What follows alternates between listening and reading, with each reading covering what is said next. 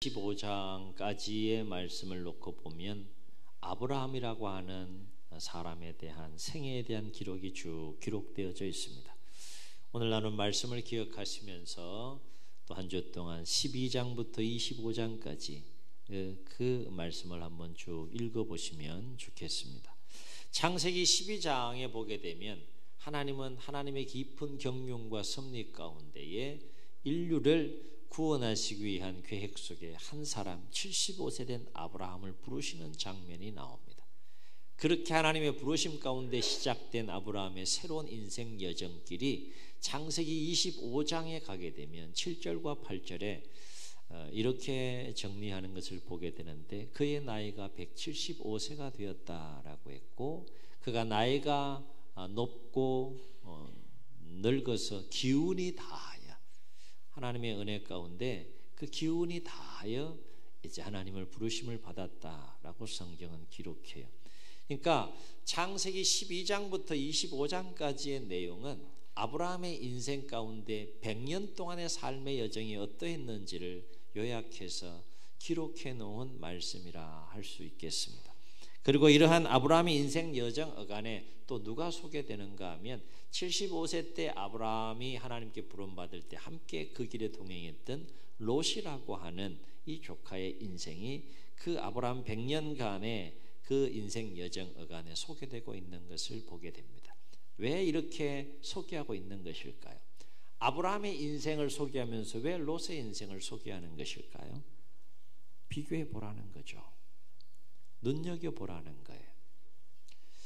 여러분, 성경을 새해에도 더욱더 가까이 하시는 삶이 되기를 소원하는데, 성경을 대할 때는 소설책이나 일반 책을 대하듯이 그렇게 말씀을 대하지 마시고, 오늘 살아서 지금 나에게 말씀하시는 하나님의 말씀으로 그렇게 여기시면서 말씀을 읽어 나아갈 수 있기를 주의 이름으로 축원합니다.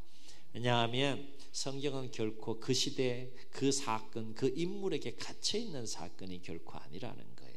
성경에서 일어나는 모든 사건은 오늘 나의 삶의 현장에도 그대로 일어날 수 있는 사건이라는 겁니다. 그래서 성경이 위대한 책인 것이죠.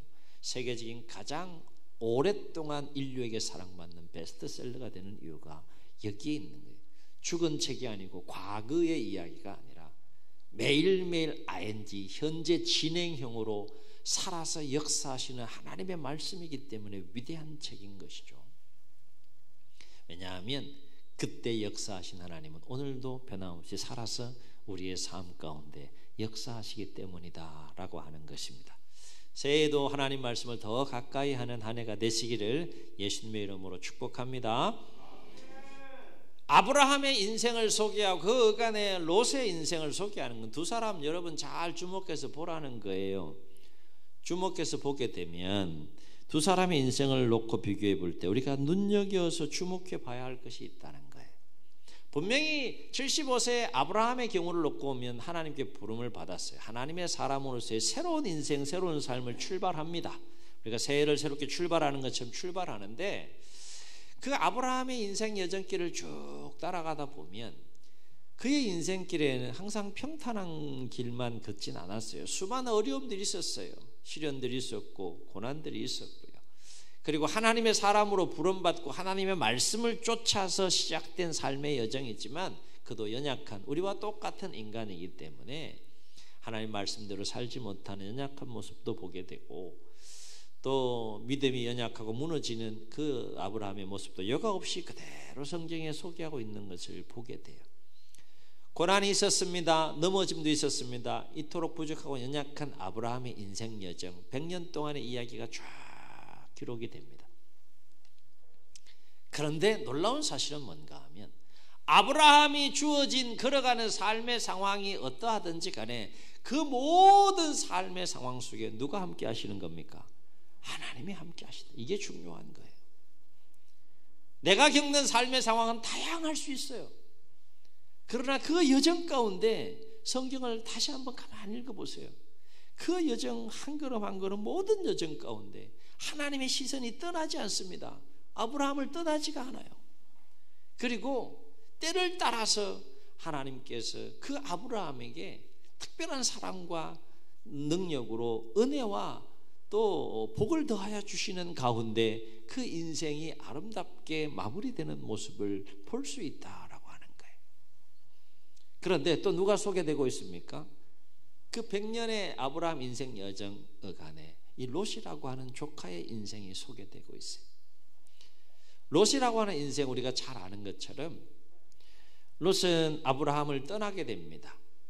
어디에서 떠나게 되는가 하면 소돔과 고모라 땅을 바라보면서 이제 아브라함을 떠나게 되는데, 베델에서 처음에 제단을 쌓았던 그 베델에서 이제 같이 살 수 없으니까 선택권을 아브라함이 롯에게 주고, 네가 선택하는 땅으로 가라. 그러면 나는 선택하지 않은 땅에서, 네가 선택하지 않은 땅에서 내가 살겠다. 그래서 헤어지게 되고 어디로 갑니까? 소돔과 고모라 땅을 향하여 나아갑니다. 거기 가면 막 정말 잘 될 것 같아. 거기 가면 막 정말 행복할 것 같아. 인생을 멋지게 살 것 같아요. 막 신바람 나게 살 수 있을 것 같아요. 정말 성경을 보면 에덴 동산 같다 그랬어요. 애굽과 같다 그랬어요. 그러니까 혹한 거죠. 그래서 소돔과 고모라의 땅에 거하여 삶을 살아가는데, 문제는 그 땅은 하나님을 알지 못하는 백성들이 거하는 땅이었고 죄악이 충만하게 쌓여가고 있었다는 거예요. 하나님의 섭리 가운데 불과 유황으로 소돔과 고모라가 심판을 받게 됩니다. 그리고 이 롯의 인생이 어떻게 되는가 하면, 그 소돔과 고모라 땅에 하나님의 심판이 임함으로 말미암아 그동안 자신이 소유했던 모든 소유를 다 잃어버려요. 그리고 누구까지 잃게 됩니까? 사랑하는 아내까지 잃게 돼요. 돌아보지 말라고 한 그 말씀을 어김으로 뒤를 돌아, 그만큼 욕망에 사로잡힌 거죠.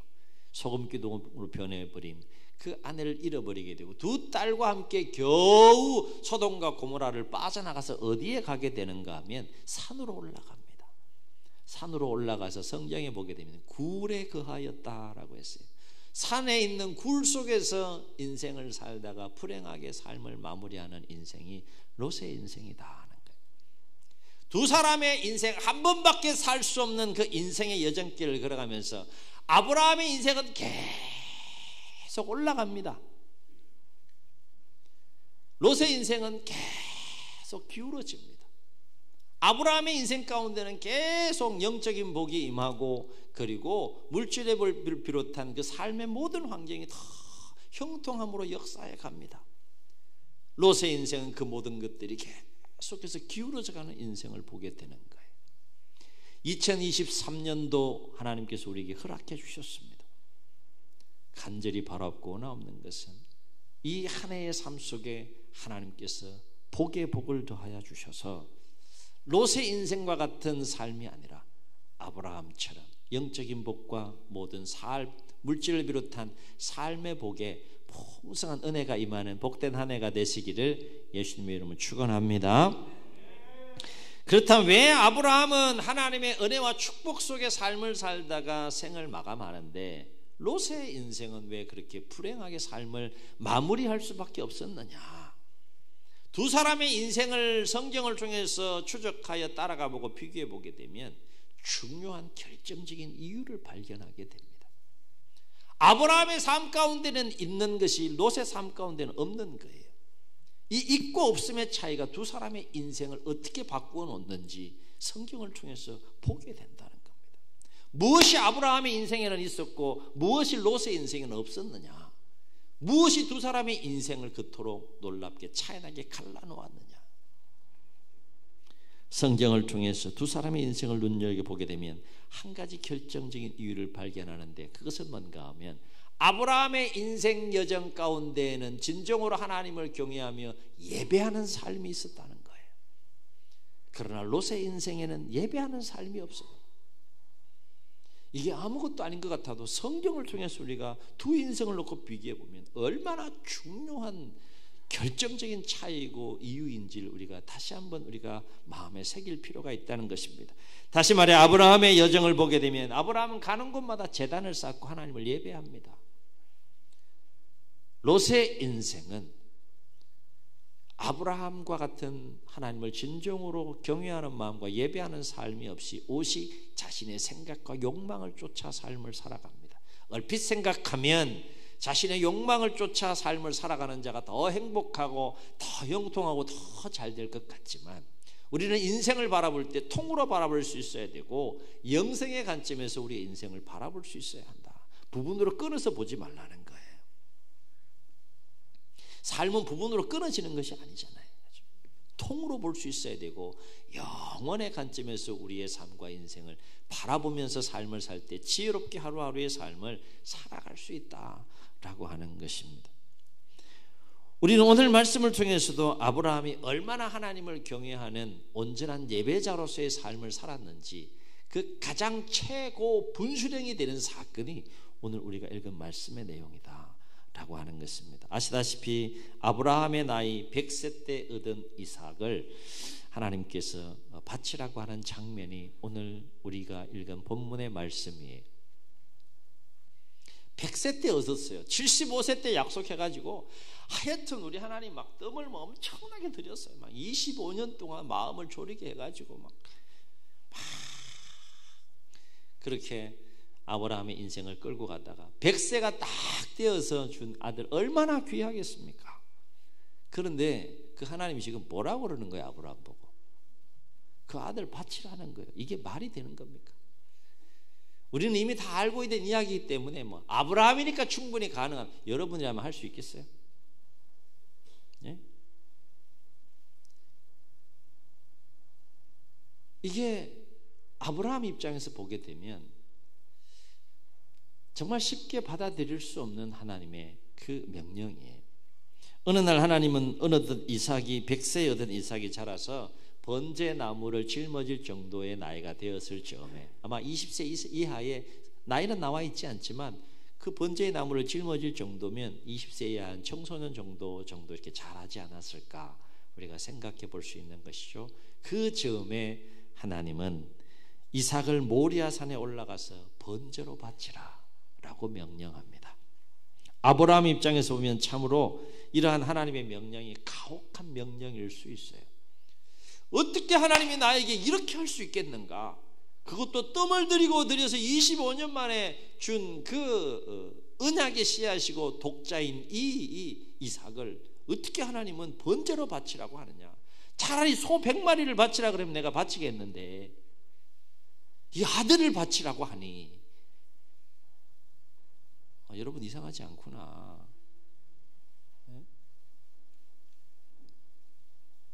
이거 원망할 수 있는 내용이 아니에요. 불평할 수 있는 내용이 아니에요. 여러분이랑 원망하겠어요? 안 하겠어요? 안 하시는구나. 왜 원망해요? 네. 할렐루야. 그게 정상적인 반응이잖아요. 상식적인 반응이고. 근데 놀라운 사실은 뭔가 하면 성경을 보면 하나님 어떻게 나에게 이런 가혹한 명령을 내릴 수 있습니까? 이거 하나님 주신 거 아니에요? 근데 왜 뺏어 가져가시냐고. 그것도 소유가 아니라 아들인데, 그것도 언약의 씨앗인데, 그것도 독자인데 그 독자를 바치라고 이게 말이 됩니까? 거품 물고 막 머리띠 두르고 막 항의할 수 있는 내용인데, 놀라운 사실은 오늘 성경을 쭉 읽어보면 그 명령 앞에 아브라함이 하나님을 원망했다, 불평했다 이런 내용 없어요. 깔끔하게 순종합니다. 왜일까요? 중요한 이유가 있어요. 여러분 성경을 읽어 나가면서 행간에 쓰여지지 않는 말씀 이면에 있는 그 의미와 뜻들을 우리가 깨달을 필요가 있는데요. 아브라함이 왜 깔끔하게 아들을 바치라고 하는 이 명령에 순종할 수 있었느냐? 여러분 하나님께서 새해에 여러분에게 매일같이 말씀하실 거예요. 이렇게 살아야 되지 않느냐, 이렇게 해야 되지 않느냐. 때로는 그것을 내가 수용하고 받아들일 수 있는 말씀이기도 하지만 때로는 내가 받아들이고 소화하기 힘든 말씀을 하실 때도 있을 거예요. 그러나 분명히 기억해야 할 것은 하나님은 나를 누구보다도 잘 아신다는 겁니다. 인격적인 분이세요. 내가 감당할 수 있기 때문에 하라는 겁니다. 아멘. 그럼 내가 할 일은 믿음으로 순종하는 거예요. 아멘. 하나님이 아브라함을 그렇게 시험했을 때는 100세의 아들 얻게 하고 뭐 1년 후에 바치라 그랬으면 아마 못 바칠 수도 있을 거예요. 근데 시간이 흘렀어요. 번제 나무지를 짊을 정도로 시간이 흘렀어요. 하나님이 딱 볼 때 이 명령을 가지고 아브라함을 시험했을 때 아브라함이 이 정도는 충분히 할 수 있겠다 판단하에 하나님께서 명령을 내렸다는 거예요. 근데 더 놀라운 사실은 뭔가 하면 하나님이니까 뭐 그렇게 판단하고 생각할 수 있는데 문제는 아브라함이 그 하나님의 마음을 알았다는 거예요. 이게 중요한 겁니다. 하나님의 마음과 아브라함 마음이 충돌하지 않았다는 거예요. 빗나가지 않았다는 거예요. 여기에 놀라운 역사가 일어나는 겁니다. 여기에 놀라운 말씀의 순종의 역사가 일어날 수 있는 거예요. 왜냐? 아브라함 마음속에도 이제 세월이 흘러서 하나님이 어떤 분인지 이제 훤히 안 겁니다. 왜 그렇게 말씀하시고 왜 그렇게 요구하시는지 왜 그렇게 명령하시는지 다 아는 거예요. 여러분 신앙생활 하면서 넘어지지 않으려 그러면 하나님의 마음 중심을 헤아릴 수 있어야 한다는 거예요. 하나님의 마음과 여러분의 마음이 충돌하지 않기를 주의 이름으로 축원합니다. 충돌하지 않아야 돼요. 딱 맞아야 돼요. 자, 손을 한번 다 이렇게 하셨어요. 이게 실습이야, 실습. 딱. 이 소리만 치지 마세요. 딱. 딱. 어떻게 해야 돼요? 맞아야 돼요. 맞아. 하나님이 장구나. 그럼 여러분 어떻게 해야 돼요? 쪼리요. 이러면 안 되나? 하나님 장구나. 그럼 여러분 어떻게 해야 돼요? 먼구나. 얼씨구. 그럼 여러분 어떻게 해야 돼요? 저시. 이게 돼야 되는 거예요. 이게. 하나님과 장단이 잘 맞아야 돼요. 꿍짝이 잘 맞아야 돼요. 그 단계까지 이르렀다고 하나님이 판단하시고 지금 아브라함을 시험하고 계시는 거예요. 그것도 무엇을 시험합니까? 가장 사랑하는. 그걸 포기하게 만드는 거 얼마나 어려운 일입니까? 가장 사랑하는 것을 포기하게 만드는 것이고 시험하는 하나님의 모습을 보게 돼요. 그러나 아브라함의 마음과 하나님의 마음이 쫙 맞은 겁니다. 깔끔하게 순종합니다. 우리는 이런 아브라함의 모습을 통해서 그동안 얼마나 아브라함이 하나님을 진정으로 경외하는 온전한 예배자로 성장하고 성숙해져 있는지를 우리가 분명하게 목격할 수 있어요. 여하튼 아브라함은 하나님 명령 따라 두 종과 함께 3일 길을 걸어서 모리아 땅을 향하여 아침 일찍 일어나서 모리아 땅을 향하여 나아가게 됩니다. 모리아 땅을 향하여 나가서 이제 모리아 산이 이렇게 멀리서 보일 즈음 거의 다다랐죠. 두 종에게 이렇게 말하는 것을 보게 되는데 우리 5절 말씀을 함께 다 같이 읽겠습니다. 시작. 이에 아브라함이 종들에게 이르되 너희는 나귀와 함께 여기서 기다리라. 내가 아이와 함께 저기 가서 뭐하러? 예배하고 누가? 우리가 너희에게로 돌아오리라. 이상하지 않습니까? 뭐하러 갔다 그랬어요? 예배하러 올라가는 거예요. 번제를 통해 하나님을 예배하러 가는 겁니다. 보통 예배가 아니라 아내를 번제물로 삼는 그 예배하러 모리아산을 향해 나가는데 종들에게 지금 뭐라고 얘기하는 거예요? 내가 이 아들을 데리고 저기 가서 혼자 오겠다는 거예요? 같이 오겠다는 거예요? 예? 이상하지 않아요 지금? 번제는 뭐예요? 완전히 각을 떠서 다 죽이는 거예요. 그러면 지금 이삭을 번제로 삼았다 그러면 이삭이 죽어야 되는 거예요? 버젓이 살아서 내려와야 되는 거예요? 죽어야 되는 거예요. 근데 지금 아브라함 뭐라고 얘기하고 있는 거예요? 종들에게. 예? 내가 이삭과 함께 올라가서 번제 드리고 나 혼자 내려올 테니까 잘 기다려 그랬습니까? 누가? 우리가 너희에게로 돌아오리라. 아브라함이요 하나님 마음을 안 거예요. 그런데 이삭은 아직도 그 단계에 이르지 못했잖아요. 그러니까 불도 있고 이제 번제할 나무도 있는데 뭐가 없는 거예요. 지금 이삭이 볼 때는 뭐가 빠진 거야. 지금 번제물이 빠진 거예요. 궁금해요 안 궁금해요? 여러분 하나도 안 궁금할지 몰라도 이삭은 지금 이 생명이 왔다 갔다 하는 상황이에요. 궁금한 거예요. 아버지 불도 있고 또 나무도 있는데 번제물 어디 있냐고 이삭이 궁금해서 묻습니다. 이때 아브라함이 놀라운 대답을 해요. 우리가 함께 다시 내려온다라고 하는 이 고백에 해당되는 그 말을 아들 이삭에게 얘기해 주는데 뭐라고 얘기합니까? 걱정하지 마라. 올라가면 하나님이 다 어떻게 했다? 준비해 놨다. 이 여호와 일이 아닙니까? 그것에 대한 믿음을 가지고 가는 거예요. 번제로 딱 바치라고 하나님 명령했지만 예전 믿음이 연약한 아브라함 같으면 펄쩍 뛰었을 거예요. 그런데 딱 보니까 이제 하나님 마음이 훤히 보이는 거예요. 그 단계까지 가야 됩니다. 아멘. 하나님 마음이 훤히 보이는 거예요. 그렇구나. 가면 되는구나. 갑니다. 주목할 것은 뭔가 하면 지금 아브라함은 하나님을 향한 온전한 예배자의 마음을 가지고 나아가고 있다는 거예요. 정말 이삭을 사랑할까요? 안 사랑할까요? 아브라함이 사랑하죠. 왜 사랑하지 않겠어요? 보통 아이가 아닌데. 그러나 그 이삭보다 더 사랑하는 마음이 아브라함 마음속에 있었는데 그것은 하나님을 경외하며 또 하나님을 예배하는 마음이 아브라함 마음속에는 더 컸다는 거예요. 이게 하나님께서 보시기에 놀라운 일인 거예요.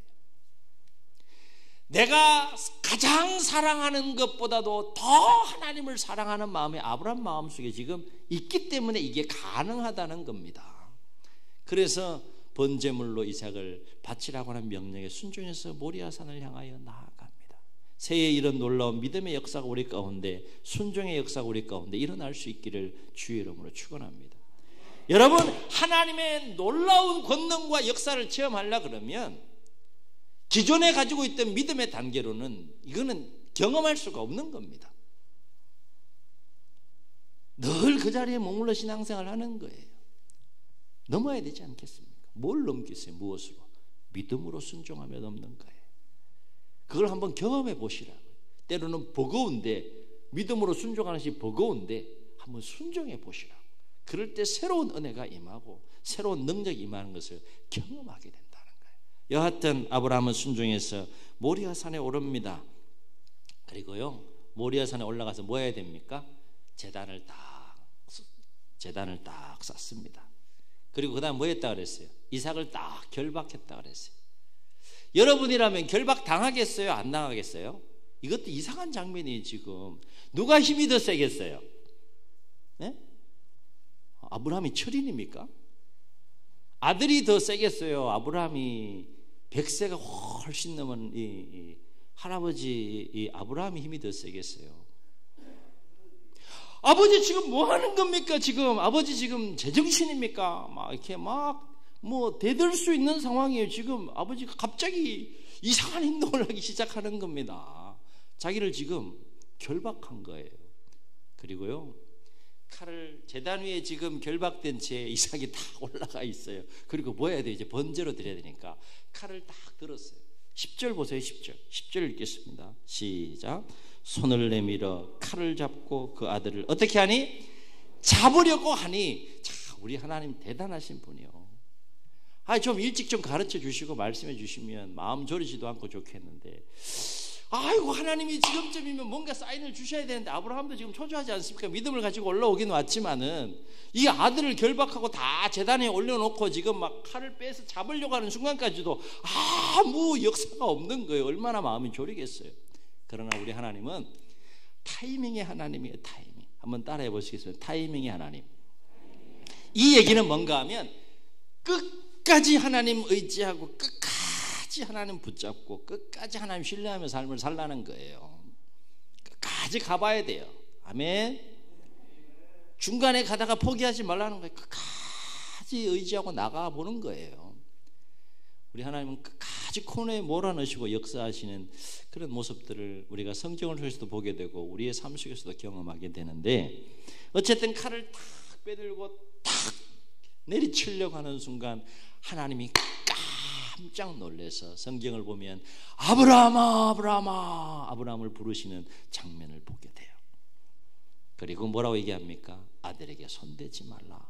그러면서 그 모든 과정을 지금 숨죽이면서 아브라함보다도 더 숨죽이면서 바라보시는 그 하나님이, 아브라함이 그렇게 아들까지 번제물로 드리면서 그 예배하며 나아가는 모습에 탐복하고 감탄하시는 모습을 보게 됩니다. 그 장면이 12절에 나와 있어요. 탐복하시면서 하나님께서 뭐라고 말씀하시는가? 이렇게 말씀하세요. 네가 네 아들 독자라도 내게 아끼지 아니하였으니 내가 이제야 네가 하나님을 경외하는 줄을 아노라. 이렇게 말합니다. 하나님이 감탄했어요. 하나님의 마음과 아브라함의 마음에 딱 맞은 거죠. 그러니까 하나님께서 아브라함에게 마지막까지 시험하시고 마지막까지 확인하고 싶었던 것이 뭐예요? 얼마나 하나님을 경외하며 온전한 예배자로 삶을 살아가느냐, 그 모습을 보고 싶었던 거예요. 지금 얼마나 아브라함이 하나님을 향한 진정한 예배자인가, 그걸 확인하고 싶었던 거예요. 그리고 하나님은 모리아산에서 아브라함이 진정으로 하나님을 경외하며 예배하는 모습을 보시고 탐복하신 후에 다시 75세 때 부르시면서 약속하신 그 축복을 상기시키면서 복을 약속하시는 모습을 보게 되는데, 15절로 18절 보면 하나님께서 아브라함에게 이렇게 약속하시는 것을 보게 됩니다. 16절로 18절 봅니다. 여호와께서 이르시기를 내가 나를 가리켜 맹세하노니 내가 이같이 행하여 내 아들 내 독자도 아끼지 아니하였은즉 내가 내게 큰 복을 주고 내 씨가 크게 번성하여 하늘의 별과 같고 바다의 모래와 같게 하리니 내 씨가 그 대적의 성문을 차지하리라. 또 내 씨로 말미암아 천하 만민이 복을 받으리니 이는 네가 어떻게 나의 말을 준행하였음이니라. 아멘. 온전한 예배자의 모습을 보고 하나님께서 탐복하시고 감탄하시며 하신 일이 뭔가 하면 복을 약속하시는 하나님의 모습을 보게 됩니다.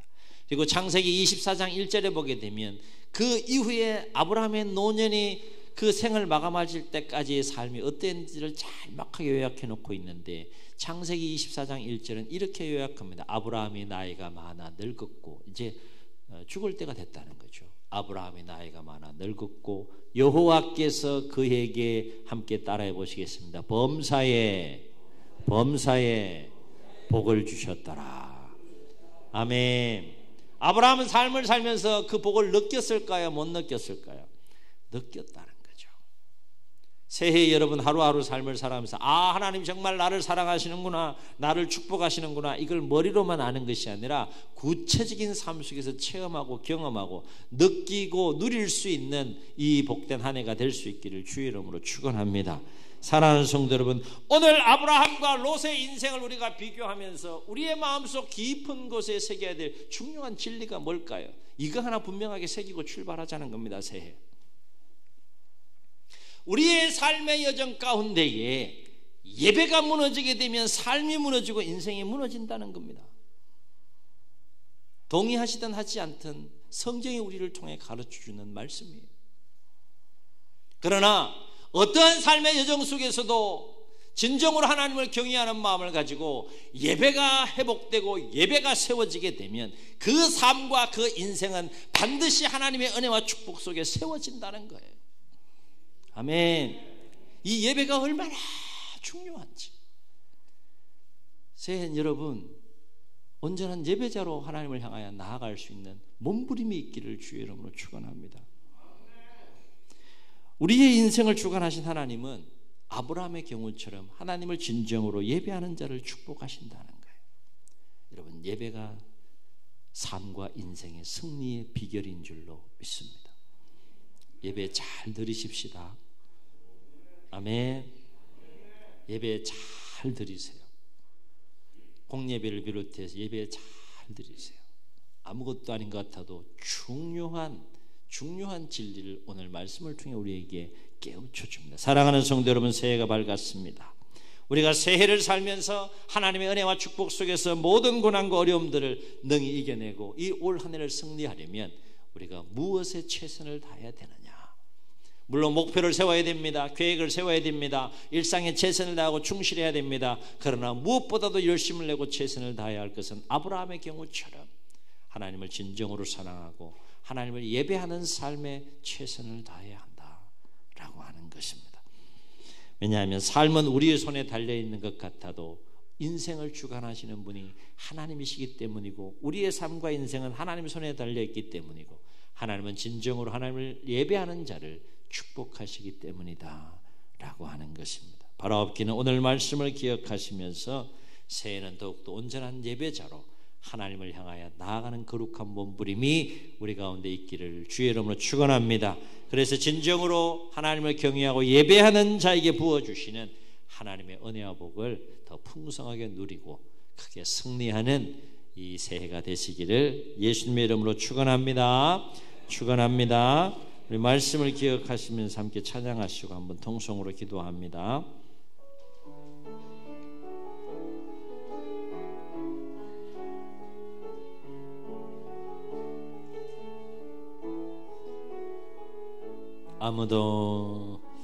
아무도 예배하지 않는 그곳에서 주를 예배하리라. 아멘.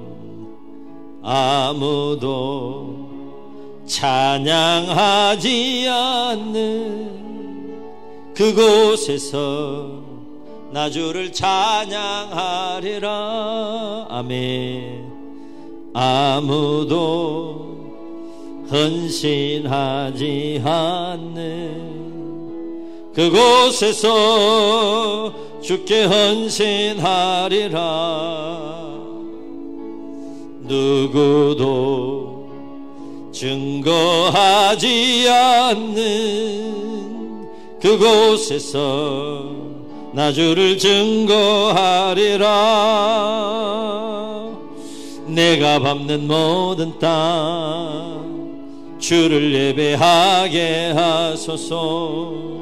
주의 보혈로 덮어지게 하소서.